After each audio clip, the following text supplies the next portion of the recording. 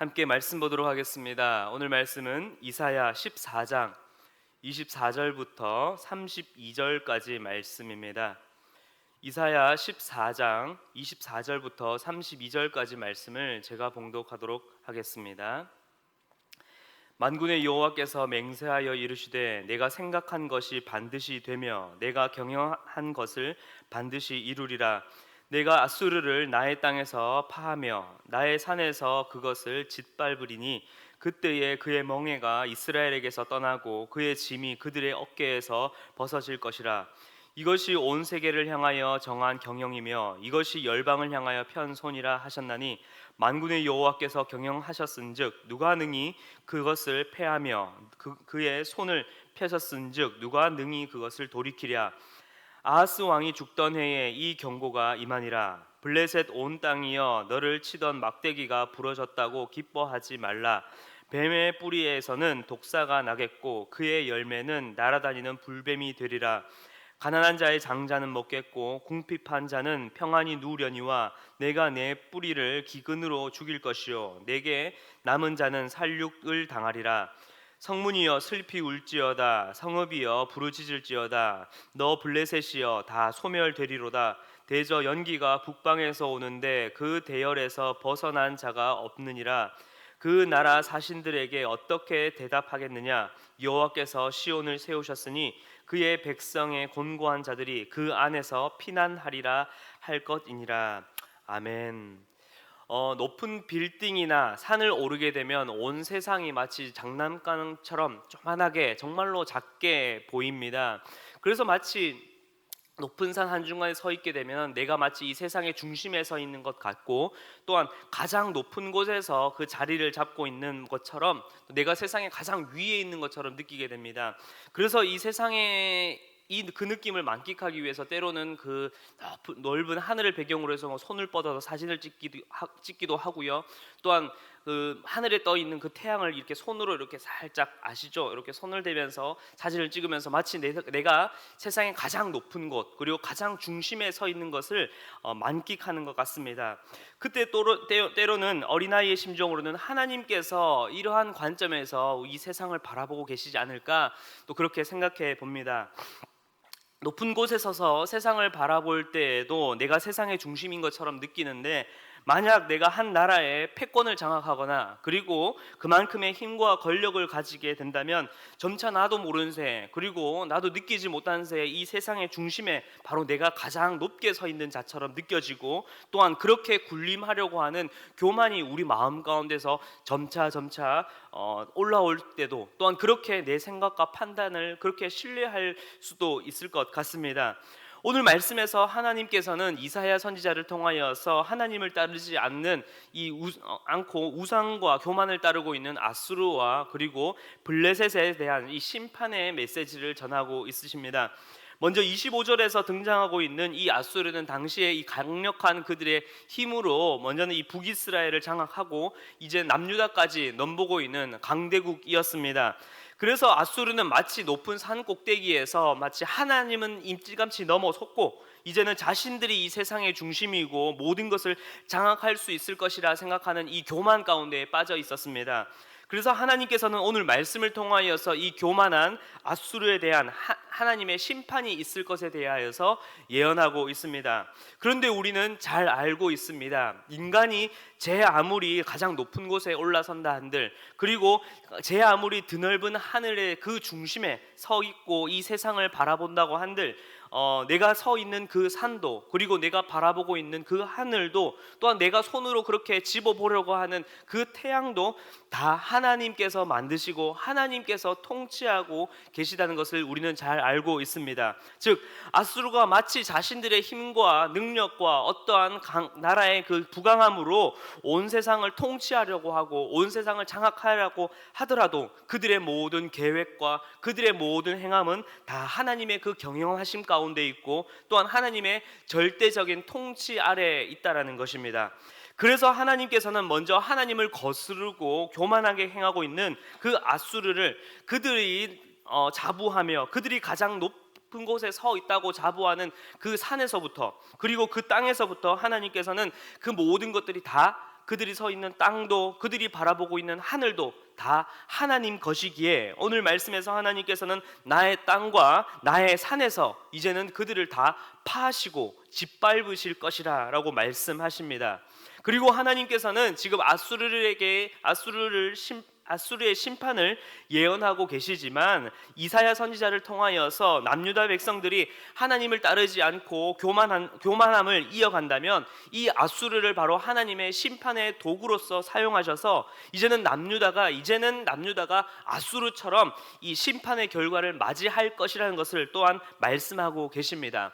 그러나 아수르에게는 하나님의 온전한 심판과 징벌이 임하지만 하나님의 백성들에게 있어서는 이제는 그 아수르를 통한 심판이 하나님의 사랑의 훈계이며, 그리고 이제는 그들이 아수르와 같지 아니하고 회개하며 돌이키며 나온다면은 25절처럼 이제는 그들의 멍에를 푸시고 그들과 맺으신 그 하나님의 언약을 신실하게 이루실 것에 대하여서도 또한 말씀하고 계십니다. 사랑하는 성도 여러분, 세상의 그 어떤 나라도, 그 어떤 권세와 힘과 나라도 하나님과 비길 수 없고 하나님의 절대적 주권 아래에 있습니다. 그리고 하나님께서 생각하시고 경영하시는 그 모든 것들을 반드시 이루시는 분이십니다. 또 그 하나님의 계획과 섭리의 그 어떤 것도, 그 누구도 하나님의 그 작정하심을 막을 수도 또한 거부할 수도 없습니다. 그렇기에 하나님을 따르지 않는 것은 반드시 교만이고 불순종입니다. 이제 우리는 하나님 앞에서 그 하나님의 뜻을 거스르고 나의 생각과 판단으로, 그리고 내 생각의 중심으로 세상의 중심에 서 있는 것처럼 삼고 있는 그 마음조차도 이제는 다 교만함으로 벗어버리고 온전히 그 하나님의 주권 아래에서 순종하며 엎드려야 할 것입니다. 두 번째로 블레셋에 대한 경고의 말씀이 선포됩니다. 당시를 28절에서는 아하스 왕이 죽던 해라고 표현하고 있습니다. 이때의 상황은 이 32절을 통하여서 미뤄볼 수 있듯이 아마도 블레셋에서 사신들을 이 남유다로 보내었던 상황이었습니다. 상황을 바라보게 된다면은 그들은 이 친아수르 정책을 펼치고 있었던 아하스가 죽게 되고 그의 아들인 이 히스기야가 반아수르 정책을 가지고 있는 것을 알게 되었습니다. 그렇기 때문에 당시 이 아수르도 강력했던 이 디글랏블레셀도 죽고 사망하였고, 또한 살만에셀도 죽었으니 이제 히스기야, 반아수르 정책을 펼치고 있던 이 히스기야와 같이 손을 잡고 우리 이제 좀 잘해보자. 이 지금 아수르가 그렇게 힘을 키우고 있는데 우리가 함께 이 아수르에 대항하여서 패권을 한번 장악해보자 라고 하는 의도에서 이 남유다로 블레셋은 사신을 보내었던 것이 아닐까 볼 수 있습니다. 인간적으로 보면 이 정치적 상황은 과거에는 이스라엘과 마치 블레셋의 철천지 원수 관계였지만 지금 이 순간에는 이제 블레셋과 같이 손을 잡고 패권을 장악하는 것이 이 쓰러져 가고 있는 남유다를 다시 살리고 나라의 국권을 회복할 수 있는, 어찌 보면은 절호의 기회가 될 수 있습니다. 그러나 오늘 말씀 속에서 이사야 선지자는 단호하게 경고하며 이야기를 하고 있습니다. 무엇보다 여호와 하나님을 따르지 않고 세상의 기회와 야망을 따르고 불순종과 교만에 자신의 생각과 자신의 판단으로 그 나라를 이끌어 가려고 하는 것은 대하여서는 하나님께서는 분명히 심판하실 것을 말씀하고 계십니다. 당연히 하나님의 말씀을 따르지 않는 블레셋에게도 오늘 말씀과 같이 심판이 있을 것입니다. 혹여나 블레셋이 남유다에게 손을 내밀어 온 것이 이 남유다가 다시 회생할 수 있는 정말로 절체절명의 기회이고 아주 유리한 길, 절호의 기회가 있다 하더라도, 그것이 블레셋의 손길이 아주 좋은 기회라 하더라도 하나님을 떠난 것은 분명히 죽음이고 하나님을 거부하는 것은 멸망과 심판이라는 것입니다.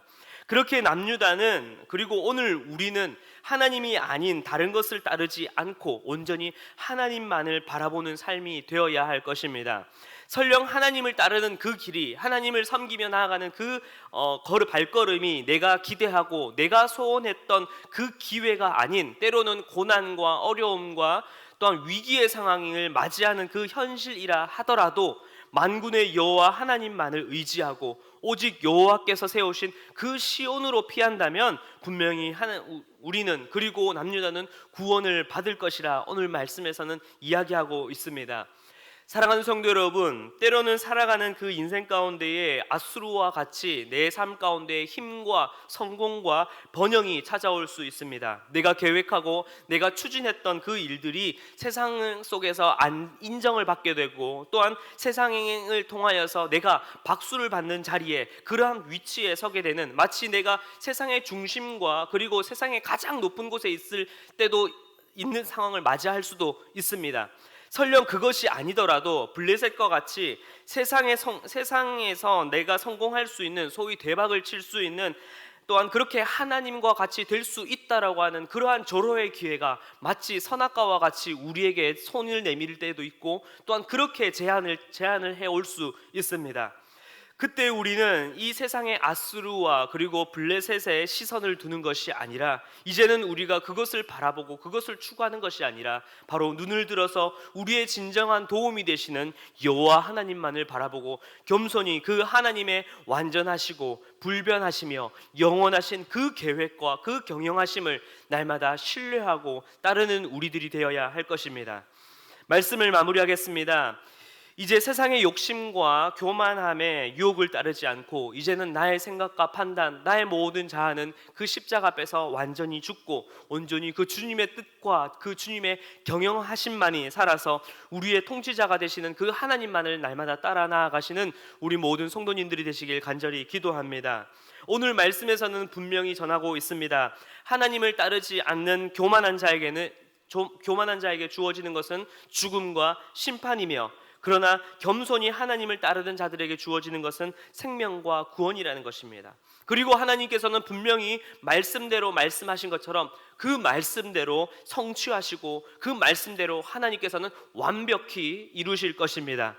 이제 우리는 우리가 마주하는 이 삶의 현실 앞에서 온전히 하나님만을 나의 주인으로, 나의 왕으로 삼고 온전히 그 주님만을 따라 나아가시는, 또한 그렇게 주님만을 섬기는 우리 모든 은혜의 동산교회 성도님들이 되시길 간절히 기도합니다.